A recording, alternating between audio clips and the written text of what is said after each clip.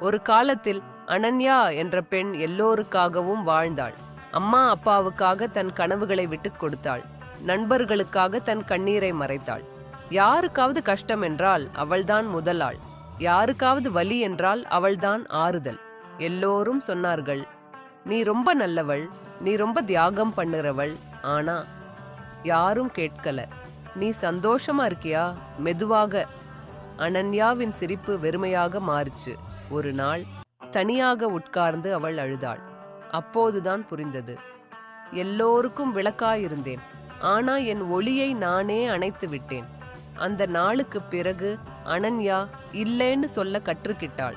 தன்னை முதலில் நினைக்க கற்றுக்கிட்டாள். ஏன்னா காலியான மனசிலிருந்து யாருக்கும் சந்தோஷம் கொடுக்க முடியாது. அந்த நாளிலிருந்து அனன்யா மீண்டும் ஒளியூட்ட ஆரம்பிச்சாள், அவளுக்காக.